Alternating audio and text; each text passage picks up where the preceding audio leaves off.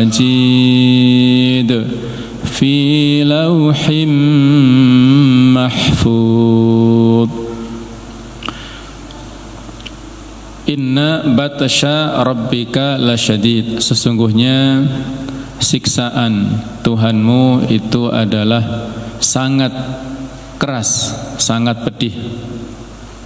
Innahu, sesungguhnya Allah, huwa, dia, yubdi'u, yang memulai, wa yu'idu, dan yang mengulangi. Wa huwal ghafurul wadud, dan dialah Allah yang maha pengampun lagi maha mencintai. Dzul arsyil majid, yang memiliki arsy yang mulia. Fa'alul lima yurid, maha berkehendak, maha melaksanakan terhadap apa yang dia inginkan. Hal ataka hadithul junud, sudahkah datang kepadamu cerita kisah tentang tentara-tentara Fir'aun wa Thamud, yaitu Fir'aun dan Thamud. Balil ladzina kafaru fi takdzib, akan tetapi orang-orang kafir mereka itu berada dalam kebohongan.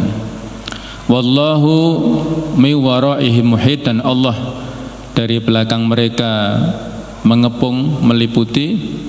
Bal huwa Qur'anum Majid, bahkan atau tetapi itu adalah Al-Quran yang mulia. Fi lauhim mahfud, berada di lauhul mahfud.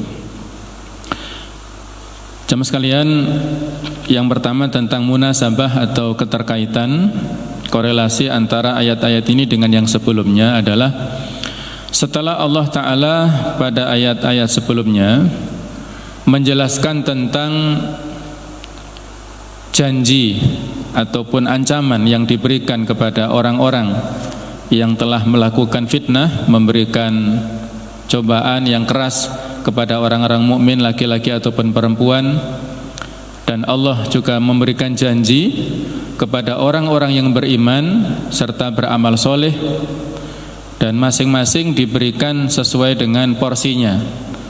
Orang kafir diberikan balasan atas segala macam tindakannya, dan orang mukmin juga demikian, ya. Maka pada ayat-ayat ini Allah menegaskan tentang janji dan ancaman tersebut yang menunjukkan tentang kesempurnaan takdir Allah Subhanahu wa taala. Kemudian Allah menjelaskan tentang keadaan orang-orang kafir pada setiap zaman, setiap waktu bersama dengan para nabi dan para rasul, yang mana di antara sekian banyak cerita ada Ashabul Ukhdud yang disebutkan pada awal-awal surat ini, ya. Jadi ini keterkaitan antara tindakan permusuhan yang dilakukan oleh orang-orang kafir Quraisy terhadap Rasulullah SAW dengan apa yang dilakukan oleh orang-orang kafir dulu terhadap para nabi dan rasul, ya. Jadi ada kesamaan sejarah yang selalu berulang, ya, dari masa ke masa, antara kebenaran dan kebatilan itu terus-menerus ada permusuhan, ya.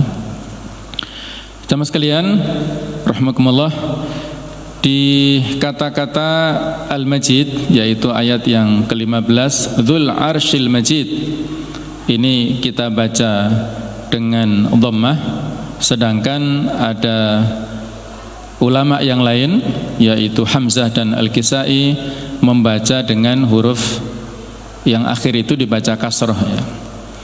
Artinya kalau Al-Majidu berarti mensifati kalimah dzu, yaitu kembalinya kepada Allah Ta'ala, Allah yang memiliki arsy dan Allah yang maha mulia, Al-Majidu. Kalau dibaca kasroh, Dzul Arsyil Majidi, berarti mensifati arsy-nya, ya, sama-sama, masing-masing ada riwayatnya, ya. Kemudian mahfud pada ayat yang terakhir, ayat yang ke-22, fi lauhim mahfud, itu yang kita baca itu adalah di kasroh, mensifati lauhin pada lauh mahfud, yaitu sebuah lauh yang terjaga. Kemudian ada sebagian ulama yaitu Nafi' membaca mahfudun, yaitu dibaca dhammah ya.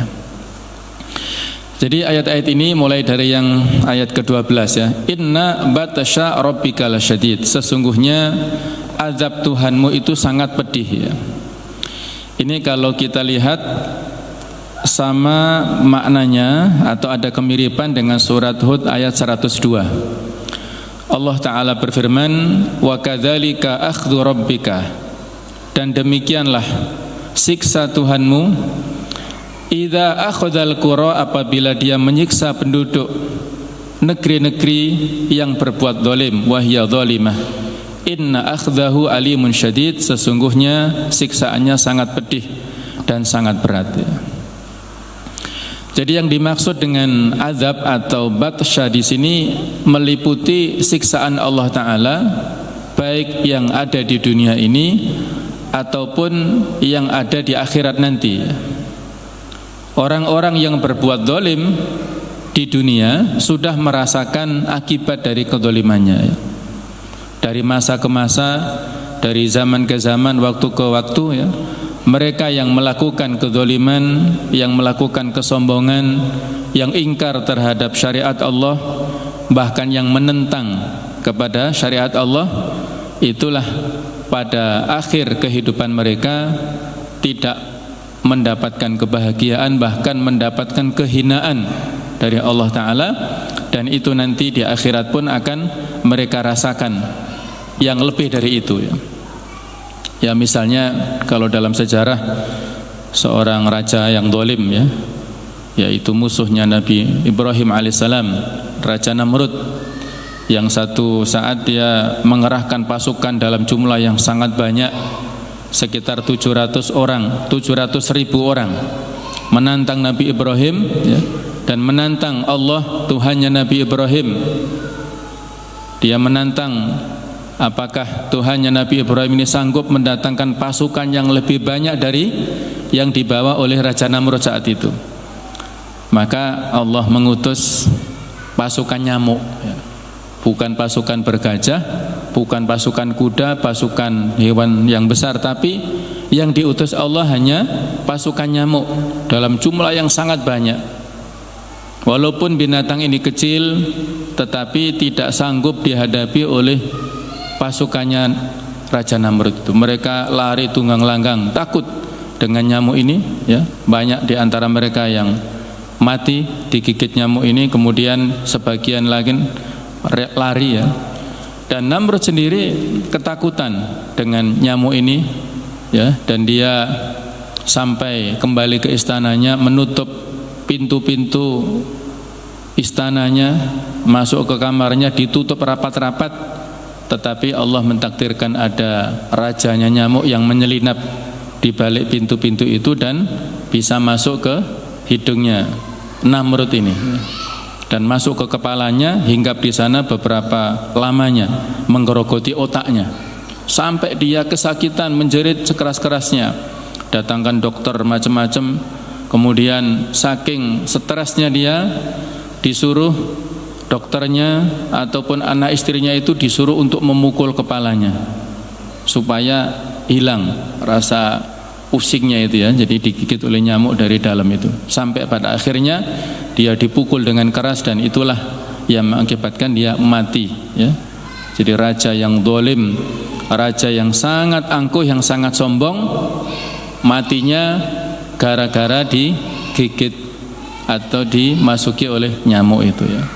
Ini mirip dengan kematian tokoh sekuler ya, yaitu Presiden Turki dulu ya, Kemal Atatürk, yang nama aslinya ada Mustafanya, tapi dia hilangkan kata-kata Mustafa itu. Dia tokoh sekularisme internasional yang menghilangkan simbol-simbol keislaman di Turki. Tidak boleh menggunakan bahasa Arab di madrasah-madrasah, tidak boleh menggunakan jilbab-jilbab bagi para muslimah, tidak boleh diajarkan ayat-ayat Al-Quran di madrasah, tidak boleh mengumandangkan azan dengan bahasa Arab, jadi azannya diganti dengan bahasa Turki. Kemudian melarang haji dan umroh. Banyak sekali ya kezaliman yang dilakukan oleh Kemal Atatürk ini, yang mana akhir hayatnya mirip dengan yang dialami oleh orang-orang zalim dulu ya. Dia akhir hayatnya ini mengalami penyakit komplikasi yang tidak ada obatnya. Ada ginjal, ada liver, ada penyakit kulit, gatal-gatal yang tidak bisa diobati. Dokter manapun tidak bisa mengobati penyakitnya. Perutnya sampai buncit, yang ada cairan, kalau ingin mengeluarkan cairan harus disuntik dulu, dikeluarkan cairannya. Kemudian kalau dia sedang dalam keadaan sangat gatal kulitnya, dia menjerit-jerit, digaro-garo sampai keluar darahnya, dan dia ingin pergi ke tengah lautan. Jadi dia tidak tahan berlama-lama di istananya. Dia kalau sakitnya kambuh itu ingin pergi ke tengah laut memakai kapalnya. Terus seperti itu. Sakaratul mautnya itu sampai 1 bulan, tidak mati-mati ya. Saking beratnya kehidupan Kemal Atatürk ini pada masa akhir hayatnya itu. Dan ternyata ketika diusut, yang menyebabkan penyakitnya itu adalah karena gigitan semut merah, yang itu dia hina sebelumnya ya. Jadi ada pernyataan dia di depan parlemen Turki saat itu tahun 1923, katanya bahwa pada abad 20 ini saya kira sudah tidak pas atau kita tidak membutuhkan kitab yang berisi tentang tin dan zaitun. Nah, itu diantara statementnya ya. Nah, ternyata ya ketika diteliti justru obat untuk penyakitnya waktu itu kalau ditemukan itu adalah dengan minyak zaitun. Kalau bisa diolesi kulitnya dengan zaitun, maka dengan takdir Allah diberikan kesembuhan. Jadi ternyata apa yang dia ejek, apa yang dia hina, itulah ternyata obatnya dalam Al-Quranul Karim. Maka Allah membunuh dia, menghinakan dia dengan apa yang keluar dari mulutnya. Fama yuhinillahu fama lahu min mukrim. Barang siapa yang dihinakan oleh Allah, maka tidak ada seorang pun yang memuliakan dia di dunia ini ataupun di akhirat nanti ya. Jadi cerita seperti itu saya kira banyak. Apakah dalam kapasitas tokoh publik ya, yang punya jabatan, punya kekuasaan, ataukah orang biasa, siapapun yang menentang kuasa Allah, menentang syariat Allah, maka Allah akan memberikan pelajaran baginya, apakah di dalam kehidupan dunia ini ataukah nanti di akhirat jauh lebih pedih lagi ya. Inna batsya rabbika lasyadid. Sesungguhnya siksaan Tuhanmu itulah sangat pedih. Jadi ada lam taukid di situ untuk memperkuat kalimah inna ya. Innahu huwa yubdi'u wa yu'id. Sesungguhnya dialah yang memulai dan mengulang. Ada 2 tafsiran pada ayat ini ya. Di kalangan para ulama, maksud dari tafsiran yang pertama adalah bahwa Allah Ta'ala yang memulai penciptaan, dan dialah yang akan mengulangi penciptaan tersebut dengan membangkitkan manusia pada hari kiamat kelak. Jadi Allah yang menciptakan alam raya ini sejak awal, kemudian nanti pula Allah yang membangkitkan semua kita pada akhir hari kiamat nanti ya. Kemudian pendapat yang kedua adalah bahwa Allah lah yang memulai penyiksaan terhadap orang-orang yang zalim di dunia, dan di akhirat kala Allah akan mengulangi penyiksaannya dengan siksaan yang lebih dahsyat lagi. Kalau penafsiran yang kedua berarti memperkuat ayat yang ke-12 ya. Orang-orang yang zalim telah diberikan muqaddimah siksaannya di dunia, dan akan diulangi siksaan itu nanti di akhirat kelak ya. Wa huwal ghafurul wadud. Dan dialah Allah yang maha pengampun lagi maha pengasih. Al-Ghafur ini adalah salah satu dari Asmaul Husna, yang mana maknanya adalah as-saturul lidzunub. Allah yang maha menutup dosa-dosa hambanya orang mukmin, tidak menceritakan dosa-dosa yang dilakukan oleh orang-orang mukmin ini kepada orang lainnya ya. Jadi di antara sifat Allah adalah sifat ghufran, yaitu sifat yang mengampuni. Sehingga salah satu nama Allah adalah Al-Ghafur, yang Maha Pengampun. Diambil dari kata-kata maghfirah, yang dalam bahasa Arab bermakna menutupi dan melindungi. Jika kita memohon maghfirah kepada Allah, artinya kita memohon agar Allah tidak membuka aib kita, dan di akhirat Allah tidak menampakkannya ke khalayak ramai, dan juga agar Allah tidak menimpakan kita akibat buruk dari dosa kita. Sehingga kalau misalnya kita berdoa ya, astaghfirullah wa atubu ilaik, maka doa ini mencakup taubat dan maghfirah, di mana taubat itu lebih dikhususkan untuk pengampunan dosa, adapun maghfirah lebih dikhususkan agar aib-aib kita ditutupi baik di dunia ataupun di akhirat. Jadi ada dua cakupan di situ ya, astaghfirullah wa atubu ilaik. Jadi istighfar adalah ya dalam rangka supaya kita tertutup aib-aib kita, tidak disampaikan, diceritakan di dunia ini, tidak dibongkar di dunia. Ibnu Rajab Al-Hambali mengatakan wal istighfaru tolabul maghfirah. Istighfar adalah memohon ampunan, memohon maghfirah. Wal maghfiratu, dan yang dimaksud dengan maghfirah itu adalah wiqayatu syarri dzunub ma'asitriha, menjaga dari akibat buruk dosa disertai dengan tertutupnya dosa. Ini disampaikan di kitab Jami'ul Ulum wal Hikam ya. Jadi istighfar itu bukan hanya meminta agar dosa kita tertutup saja, tetapi juga diampuni dan kita terjaga ya, dari akibat buruk yang ada di balik dosa-dosa ataupun di balik maksiat yang kita lakukan itu. Sesungguhnya di antara rahmat Allah Ta'ala adalah menutup aib-aib dan dosa kita. Apabila kita dimuliakan oleh orang lain, itu bukan karena kita banyak amal baiknya atau mungkin jauh dari dosa, bukan ya. Seandainya Allah mengungkap aib kita, kekurangan kita, level apapun dia, apakah seorang yang biasa ataukah mubalik, ustadz atau siapapun dia ya, kalau diungkap aibnya maka kita malu di hadapan orang lain ya. Sebagaimana salah seorang ulama mengatakan bahwa laukana lidzunubi rihun ma jalasa ilayya ahadun, kalau seandainya dosa-dosa itu ada baunya, niscaya tidak seorang pun yang akan duduk di dekatku. Ini ketawaduan beliau ya, ulama besar, tapi mengatakan begitu, seandainya dosa itu punya bau, maka tidak ada seorang pun yang tahan duduk di dekat kita ya. Tapi Allah Maha Pengasih ya.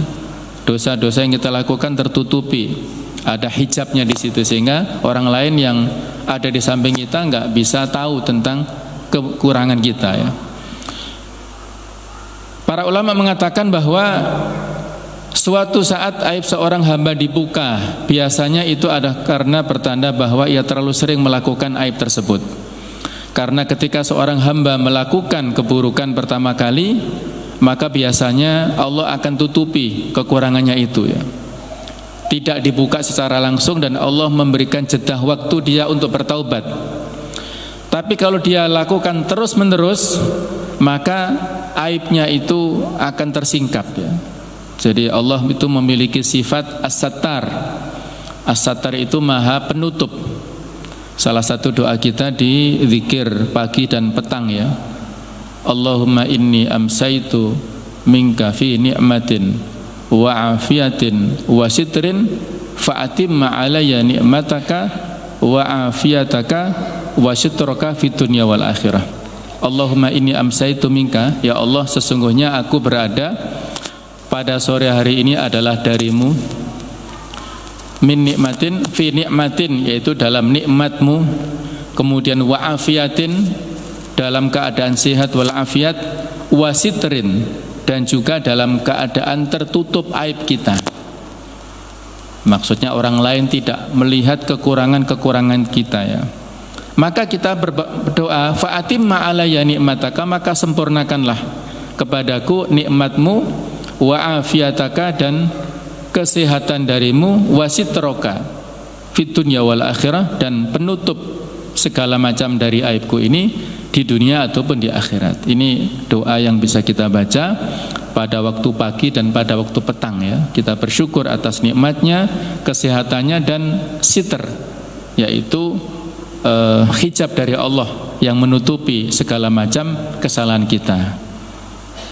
Hingga kalau kita terus-menerus melakukan kesalahan, maka satu saat hijab ini akan dibuka, dan saat itulah kita malu di hadapan keluarga kita, di hadapan orang-orang yang kita kenal ya. Itu karena sudah bolak-balik kita sudah diberikan tempo, tapi kita tidak bertaubat atas segala macam kesalahan itu ya.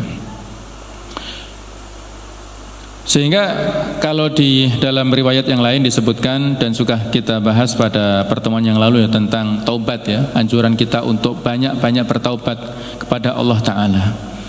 Allah Ta'ala dalam sebuah hadis diceritakan oleh Rasulullah SAW tentang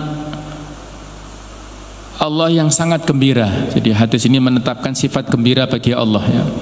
Lallahu asyaddu farhan, Allah memiliki sifat yang sangat gembira bi taubati abdihi hina yatubu ilaihi, pada saat menerima taubatnya seorang manusia, ketika dia bertaubat min ahadikum, dari salah seorang kalian, kana ala rahilatihi. Jadi digambarkan di hadis ini Allah sangat gembira menerima taubat seseorang lebih dari perasaan gembiranya seseorang yang ada dalam sebuah perjalanan, dalam sebuah safar.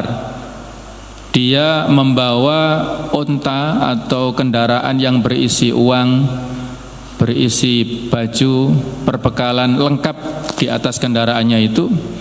Kemudian dia karena capek dalam sebuah perjalanan, dia istirahat. Nah, pada saat dia terbangun, kehilangan kendaraannya itu, sudah dicari kemana nggak ketemu ya. Akhirnya dia ketiduran di sebuah tempat, dan ternyata pada saat dia bangun, kendaraan yang dia cari-cari itu ada di atas kepalanya pas. Maka sangat gembira dengan kedatangan hewan, kendaraan yang dicari-cari ke sana-sana itu tidak ketemu, ternyata ada di hadapan matanya. Maka kata Allah ya dalam hadis ini ya, bahwasanya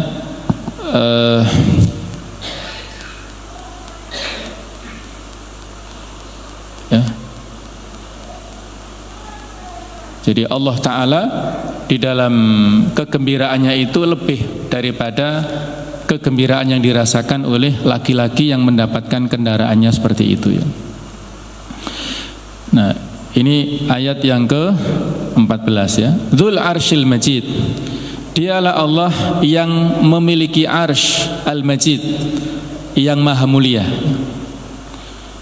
Di antara akidah Ahlussunnah wal Jamaah adalah meyakini bahwa Allah Ta'ala itu memiliki Arsy. Dan patut diketahui bahwa Arsy ini tidak bermakna kekuasaan Allah, tetapi merupakan arsy singgasana yang hakiki, yang mana secara detail memang tidak disebutkan ya, dan tidak perlu kita rinci sedemikian rupa ya, karena mengimaninya itu adalah sesuatu yang wajib ya. Tetapi dalam beberapa riwayat disebutkan bahwa arsy ini adalah berada di atas air, yang dulu pernah saya ceritakan riwayat bahwasanya jarak antara bumi dengan langit adalah 500 tahun perjalanan. Kemudian di atas langit yang pertama masih ada langit yang kedua. Jarak antara langit pertama dengan langit kedua itu adalah sejauh jarak bumi dengan langit yang pertama, itu sampai 7 kali ya, sampai langit yang ke-7. Kemudian di atas langit ke-7 ada kursi, wasi'a kursiyuhu samawati wal ard. Kursi Allah meliputi langit dan bumi ini semuanya ya. Jadi kursi ini adalah ada meliputi seluruh langit dan bumi. Kemudian di atas kursi itu adalah samudra. Kemudian di atas samudra inilah ada arsy, singgasana Allah Subhanahu wa taala. Yang mana arsy ini disebutkan di dalam surat Al-Haqqah, wal malaku ala arja'iha wa yahmilu arsya rabbika fawqahum yauma idzin thamaniyah. dan para malaikat berada di berbagai penjuru langit. Pada hari itu 8 malaikat menjunjung arsy singgasana Allah di atas kepala mereka. Ini pada hari kiamat ya, disunjung oleh 8 malaikat. Tapi kalau pada hari ini itu 4 malaikat yang disebut dengan hamalatul arsy. Nah, hamalatul arsy ini nanti pada saat hari kiamat ditambah dengan 4 malaikat lain, yaitu ada Israfil, ada Jibril, Mikael dan Israel. Itu ikut menjunjung arsy Allah. Bentuknya itu seperti kubah yang sangat besar, yang memiliki tiang-tiang ya, yang sangat meliputi seluruhnya. Karena kalau kursi saja meliputi langit dan bumi, ini arsy jauh lebih besar daripada kursi. Dalam hadis dikatakan, riwayat Ibnu Abi Syaibah, Mas samawatu sab'u fil kursi illa kahalqati mulqatin bi ardi falatin. Perumpamaan langit yang 7 dibandingkan dengan kursi itu seperti cincin yang dilemparkan di padang Sahara yang luas. Jadi langit yang 7 dibandingkan dengan kursi itu seperti cincin ketika dilemparkan di padang Sahara. Wa fadlul arsy 'alal kursi ka fadli tilkal falati 'ala tilkal halqah. Dan keunggulan besarnya arsy di atas kursi dibandingkan dengan kursi itu seperti kelebihan atau besarnya padang Sahara yang luas itu atas cincin tersebut. Jadi kursi itu seperti cincin dibandingkan dengan padang Sahara yang luas itu seperti arsy. Sedangkan langit yang 7 itu dibandingkan dengan kursi itu seperti cincin itu tadi. Jadi berlipat-lipat. Itulah besarnya arsy Allah Subhanahu wa taala ya. Jadi Allah taala ini beristiwa, bersemayam di atas arsy. Ar-Rahmanu 'ala arsy istawa. Jadi Allah bersemayam di atas arsy, tidak butuh dengan arsy tersebut ya. Tapi hal ini tidak lantas mengandung konsekuensi bahwa Allah lebih kecil daripada arsy, sama sekali tidak ya. Tidak boleh kita berpikiran seperti itu. Jadi Allah butuh kepada arsy ya, tidak boleh kita berpikiran seperti itu. Kemudian kita berpikiran kalau Allah tidak bersemayam di atas arsy maka akan jatuh. Ini pikiran-pikiran yang identik dengan makhluk ya. Padahal Allah tidak sama dengan makhluknya. Ketika kita mendapatkan informasi Allah bersemayam di atas arsy, maka kita imani apa adanya, tidak boleh kita deskripsikan, tidak boleh kita gambarkan, dan tidak boleh kita samakan dengan makhluknya ya. Sama seperti ada pertanyaan kepada Imam Malik ya, wahai Imam Malik, bagaimana Allah bersemayam di atas arsy? Kaifa istawa rabbuna? Bagaimana Allah bersemayam ala arsyihi di atas arsy itu? Maka Imam Malik memberikan 4 jawaban. Yang ini bisa kita tiru untuk sifat-sifat Allah yang lainnya ya. Kata beliau, al-istiwa'u ma'lum. Yang namanya bersemayam itu sesuatu yang maklum, yang ma'ruf, yang diketahui. Wal kaifiyatu majhul. Tata caranya bagaimana itu sesuatu yang tidak kita ketahui. Wal imanu bihi wajib. Mengimaninya itu sesuatu yang wajib. Wasu'alu anhu bid'ah. Dan mempertanyakannya itu adalah sesuatu yang bid'ah ya, yang tidak pernah ditanyakan oleh umat-umat sebelumnya. Jadi kita imani apa adanya sebagaimana yang telah disebutkan oleh hadis-hadis yang sahih, tanpa kita tambah dan tanpa kita kurangi ya. Ada beberapa riwayat yang menyebutkan bahwasanya arsy ini adalah singgasana atau tahta yang memiliki beberapa tiang yang dipikul oleh para malaikat, yang menyerupai kubah bagi alam semesta. Dan arsy juga merupakan atap seluruh makhluk. Dan penjelasan mengenai arsy memiliki tiang itu adalah kisah ketika Musa hendak melihat wujud Allah, dan pada hari kiamat akan tampak kembali tiang-tiang arsy itu, yang mana kita sebutkan tentang ciri hamalatul arsy ya. Itu dalam sebuah hadis tentang besarnya malaikat-malaikat yang memikul singgasana Allah, itu antara telinganya ya, Jadi jarak antara pundak dan telinga malaikat ini adalah sejauh perjalanan burung terbang selama 700 tahun perjalanan. Jadi antara pundaknya malaikat dengan telinganya malaikat itu jaraknya sejauh 700 tahun perjalanan. Jadi luar biasa, sangat besar ya. Kalau malaikat Jibril ini diceritakan dalam riwayat memiliki 600 sayap, yang kalau satu sayapnya malaikat Jibril dikembangkan itu bisa menutup cakrawala, bisa menutup ufuk. Nah, sedangkan malaikat Israfil itu 2 kali lipatnya. Malaikat Israfil ini memiliki 1200 sayap. Yang satu sayapnya itu sama dengan 600 sayap malaikat Jibril.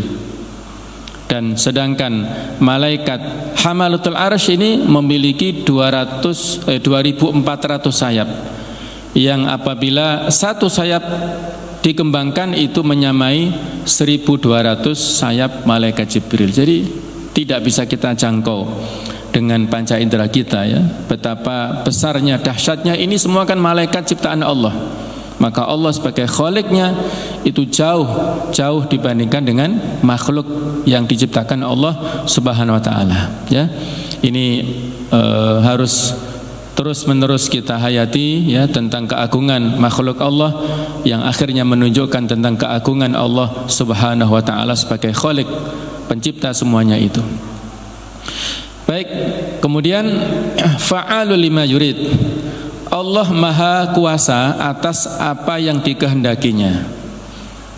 Jadi ketika Allah innama amruhu idza arada syai'an ayyaqula lahu kun fayakun, kalau Allah berkehendak apapun maka Allah mengatakan kun, jadilah, fayakunu, maka akan muncul, akan jadi ya. Allah tidak membutuhkan pertolongan makhluk sama sekali. Tidak ada yang menentang kehendak Allah. La yus'alu amma yaf'alu. Jadi ini adalah etika kita terhadap takdir Allah. La yus'alu amma yaf'alu. Allah tidak kita tanyakan terhadap apa yang dia kerjakan. Wahum yus'alun. Tetapi manusialah yang dipertanyakan. Ada tsunami misalnya di Aceh beberapa tahun yang lalu, ada gempa di mana, itu kita tidak boleh mempertanyakan apa yang dilakukan Allah Ta'ala, tidak boleh. Tetapi yang kita tanyakan adalah wahum yus'alun, apa yang dilakukan manusia, sehingga Allah memberikan pelajaran itu kepada kita manusia ya. Kalau kita mempertanyakan apa yang dilakukan Allah, maka akan mengandai-andai dan akan mengakibatkan kita protes ya dengan aturan Allah dan sebagainya. Ini tidak beradab ya. Jadi la yus'alu amma yaf'alu, kita tidak boleh mempertanyakan apa yang dilakukan oleh Allah. Wahum yus'alun, tetapi manusialah yang akan dimintai pertanggungjawaban terhadap apa yang mereka lakukan. Prinsipnya Allah adalah maha adil, tidak pernah mendolimi makhluk sama sekali. Ketika ada musibah, ketika ada bencana dan sebagainya, maka yakinlah bahwa ini adalah akibat dari perbuatan manusia yang zalim, yang melakukan banyak kemaksiatan, sehingga Allah memberikan cobaan ya, memberikan pelajaran kepada manusia. Fa'alul lima yurid, Allah maha berkehendak, maha melaksanakan terhadap apa yang dia lakukan. Hal ataka hadithul junud, sudahkah sampai kepadamu berita tentang bala tentara, yaitu para penentang, yang dijelaskan pada ayat sesudahnya, Fir'auna wa Tsamud, yaitu Fir'aun dan Tsamud, kaum Tsamud. Fir'aun kita tahu ya, dia adalah seorang raja yang zalim, musuhnya Nabi Musa alaihissalam, yang sangat gagah dengan kesombongannya dan mengatakan ana rabbukumul a'la ya. Jadi segala macam kezaliman, kesombongan dilakukan oleh Fir'aun. Nah, Fir'aun ini oleh Allah Ta'ala dihancurkan, ditenggelamkan di Laut Merah, yang mana pada akhir hayatnya ketika sudah hampir sakratul maut, dia aman Nabi Rabbi Musa wa Harun ya, saya beriman dengan Tuhannya Nabi Musa dan Harun, tapi sudah terlambat ya. Jadi tidak ada peluang pintu taubat lagi bagi Fir'aun. Kedzaliman yang sedemikian dahsyatnya, kemudian kekayaan, kekuasaan yang sedemikian banyak, itu sama sekali tidak bisa menyelamatkan Fir'aun dan tentaranya. Kemudian juga kaum Samud, Fir'auna wa Samud. Jadi kaum Samud ini adalah kaumnya Nabi Saleh. Di dalam Al-Quranul Karim Allah menyebutkan Nabi Saleh ini sebanyak 9 kali. Dan Nabi Saleh ini termasuk dari keturunan Nabi Nuh alaihissalam, bersambung sanadnya atau nasabnya sampai ke Nabi Nuh. Dan kaum Samud ini diberikan kemampuan oleh Allah Ta'ala untuk dalam bidang arsitektur ya. Jadi dia atau kaum Samud ini mampu mengubah gunung-gunung dengan bangunan yang sangat indah. Kalau posisinya itu ada di antara Hijaz dan Syam. Jadi jarak antara Madinah itu kurang lebih 470 kilo ke arah utara. Nabi SAW pernah dalam sebuah peperangan, yaitu perang Tabuk, melewati situsnya kaum Samud, maka Nabi melarang para sahabat untuk meminum sumur yang ada di sana, karena di sanalah disiksa kaum Samud ini ya. Jadi mereka ini adalah kaum yang zalim, kaum yang sombong, tidak mau menerima dakwahnya Nabi Saleh alaihissalam ya. Dan mereka minta mukjizat kepada Nabi Saleh. Akhirnya Allah mendatangkan mukjizat, yaitu seekor unta betina. Mereka bukan malah mengimani, tetapi malah menyembelih unta betina tersebut ya. Karena ini adalah ujian bagi mereka, jadi mereka tidak bisa bersabar menghadapi ujian itu, dan unta itu disembelih ya, dibuat makan mereka, dan ternyata dagingnya tidak enak. Lalu Nabi Saleh mengatakan bahwa Allah akan menurunkan azab kepada kalian. Lalu muncullah suara keras dari langit dan guncangan dari bawah, gempa yang sangat dahsyat, dan akhirnya mematikan mereka semua. Yang beriman kepada Nabi Saleh ini hanya sekitar 120 orang saja, sedangkan yang lain itu disiksa ya, dimatikan oleh Allah Subhanahu wa taala. Inilah cerita kesombongan Fir'aun dan kesombongan kaum Samud, yang mana kalau kita ulang-ulang atau siapapun manusia yang mengulangi sikap yang sombong itu, maka akan mendapatkan siksaan yang serupa dengan kaum yang terdahulu. Balil ladzina kafaru fi takdzib. Memang orang-orang kafir selalu mendustakan. Mereka terus mendustakan, padahal telah banyak pelajaran kisah-kisah masa lalu kepada mereka, tapi mereka selalu mendustakan. Mendustakan apa? Wallahu mi waraihim muhit, dan Allah mengepung dari belakang mereka sehingga tidak dapat lolos. Bal huwa Qur'anum Majid. Jadi di antara yang didustakan adalah Al-Qur'anul Karim yang maha mulia. Al-Qur'anul Karim ini salah satu yang didustakan oleh orang-orang kafir sepanjang masa, yaitu kitab Allah ya. Jadi yang diwahyukan kepada Rasulullah SAW didustakan oleh orang-orang Quraisy pada saat itu. Fi lauhi mahfuz, yang tersimpan dalam tempat yang terjaga. Ada beberapa riwayat yang menjelaskan tentang Lauhul Mahfuz ya. Jadi disebutkan Lauhul Mahfuz adalah huwa fil mala'il a'la, berada di tempat yang tinggi, mahfudun minaz ziyadati, yang terjaga dari tambahan, wa nuqsi, dan pengurangan, wa tahrif wa tabdil, terjaga dari perubahan ya. Tidak ada perubahan dan juga tidak bisa diintip oleh setan di Lauhul Mahfuz. Kata Ibnu Jarir dalam sebuah hadis dikatakan bahwa haddatsana Amr ibnu Ali haddatsana Qurrah ibnu Sulaiman, sampai Anas bin Malik ya, beliau mengatakan tafsir daripada bal huwa Qur'anum Majid fi Lauhil Mahfuz, kata Anas bin Malik, Inna lauhal mahfud alladhi dzakarallahu, sesungguhnya yang dimaksud dengan lauhul mahfud yang disebutkan oleh Allah dalam firman-Nya bal huwa Qur'anum Majid fi lauhin mahfud, itu adalah fi jabhati Israfil, berada pada keningnya malaikat Israfil. Itu tafsiran dari Anas bin Malik ya. Kemudian ada lagi dari pendapat ulama yang lain bahwa Al-Qur'anul Karim ya, yang ada di Lauhul Mahfuz itu terjaga di antara dua mata Israfil. La yu'danu lahu bin nadhar fihi. Tidak boleh, atau dia sendiri malaikat ini tidak bisa melihatnya ya. Ini riwayat yang menyebutkan seperti itu. Kemudian Hasan al-Basri mengatakan bahwa Lauhul Mahfuz itu inna hadzal Qur'anul Majid indallah. Al-Qur'an ada di sisi Allah di Lauhul Mahfuz, yanzilu minhu ma yasha. Allah menurunkannya sesuai dengan kehendaknya,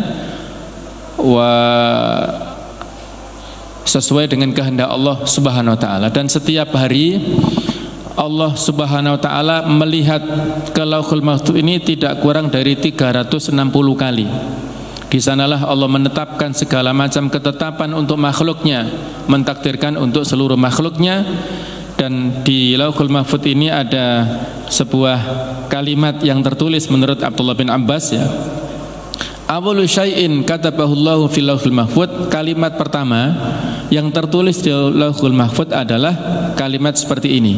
Inni anallah, sesungguhnya aku adalah Allah, la ilaha illa ana, tidak ada ilah kecuali aku. Muhammad rasuli, Muhammad adalah utusanku.